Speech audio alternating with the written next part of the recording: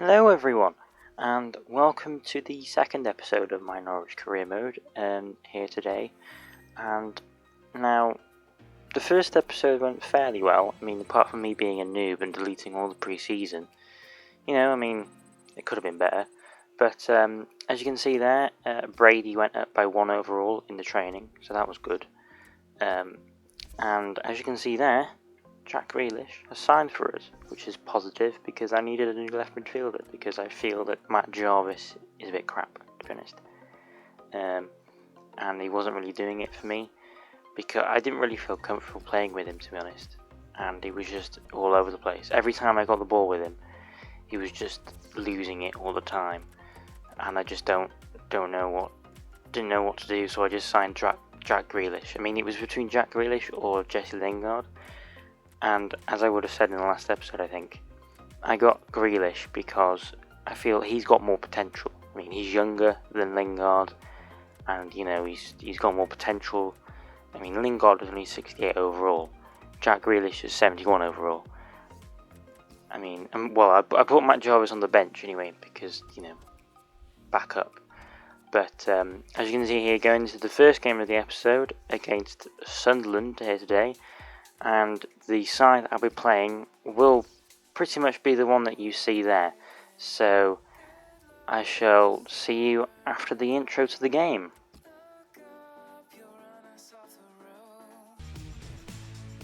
Hi everybody, welcome to today's game.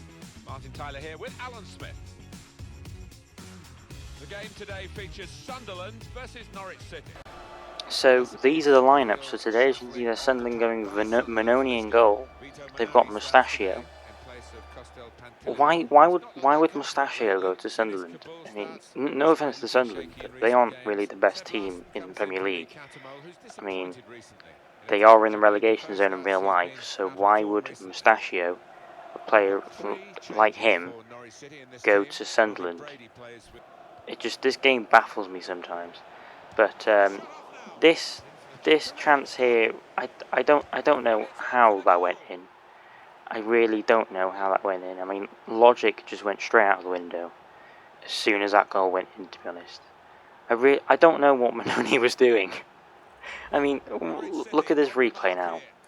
So, I hit it straight at him first of all, go straight in the air. I chest it, and then just pass it into the back of the net. And it was right in front of Manoni. I mean, look how he could have come out and caught that.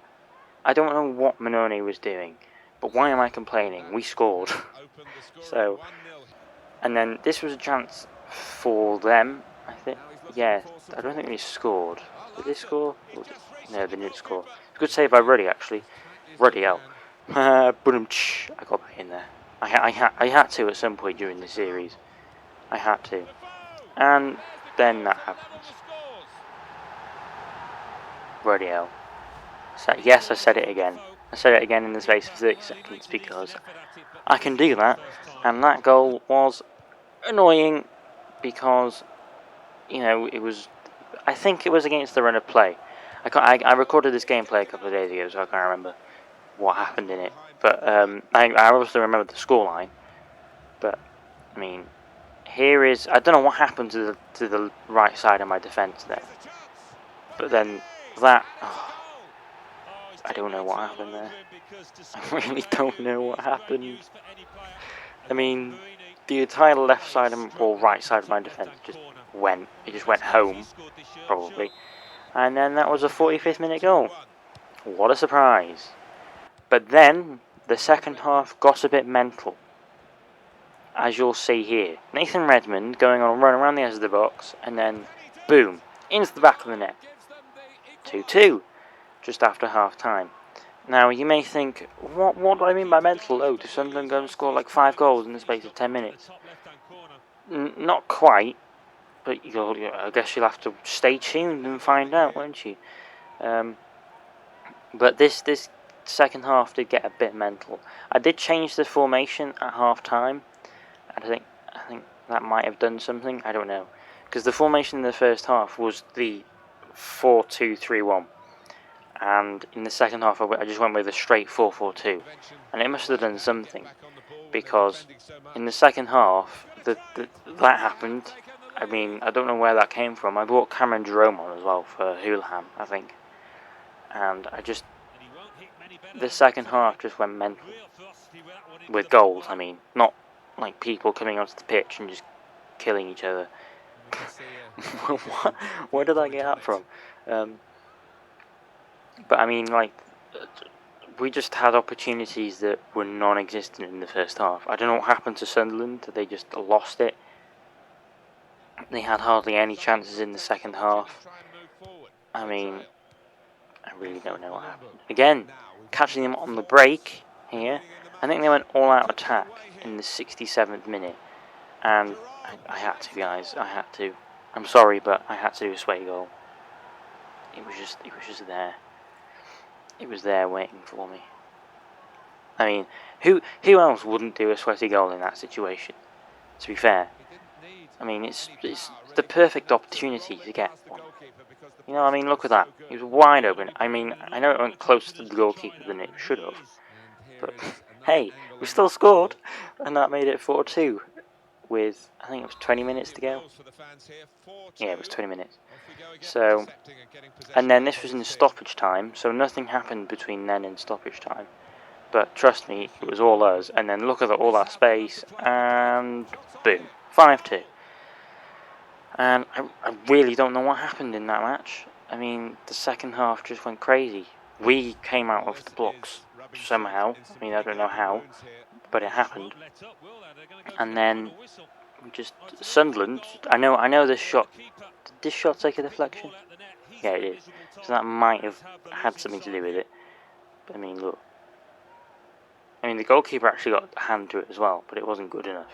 And then the Norwich fans all the way up there in the embers of the game. And that was the full-time whistle. So 5-2 was the final score. I don't know what happened in the second half.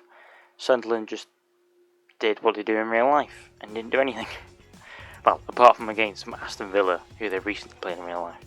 But so at least you can get a good point of when the match is. I mean, there's the match stats. 8 shots on target out of 9 shots in total. I mean, that's not bad, really. But I really don't know what happened in the second half. I know I keep on going on about it, but the second half was just, I don't know what happened.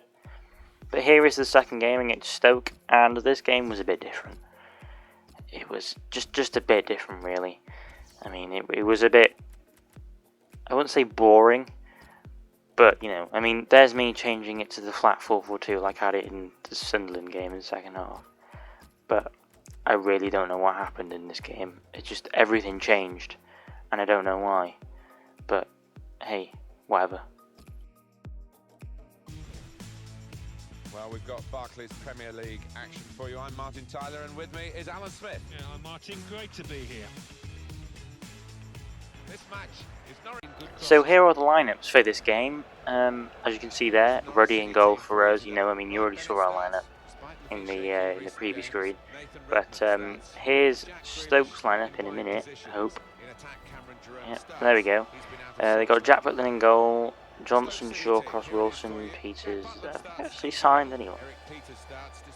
They haven't actually signed anyone, which is weird. They've just got their normal team out. I mean, I don't know what happened there. But here's the first chance for us in the game. It's John Joe Shelby again. Hello.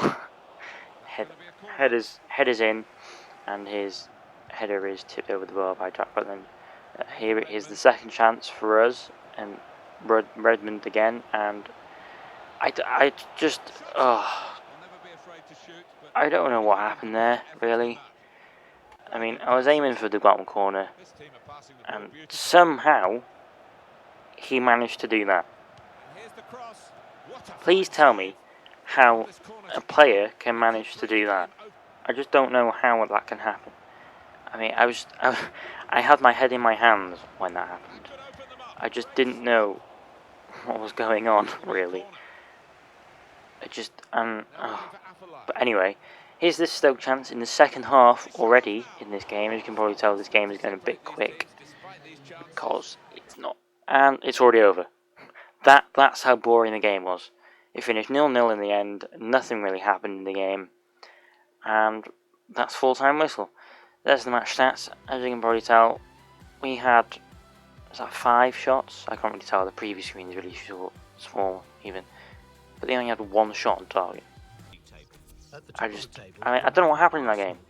I don't know whether the teams were evenly matched to each other. I don't know, but just nothing happened. I really don't know what happened in that game. And there's the league table for the people that want to know. Arsenal are top by, well, level on points actually with top 4 teams. The top 4 teams are level on points. Wow. We're 9th at the moment, and the relegation zone is West Brom, Sunderland, and Bournemouth, I think. Just saying a minute. Spurs down there in 16th. Wow. Wasn't expecting that. When it moves. Yep, there we go. It's Bournemouth, Sunderland, West Brom. So if you enjoyed this episode, please leave a like and a comment, and I shall see you next time. Goodbye.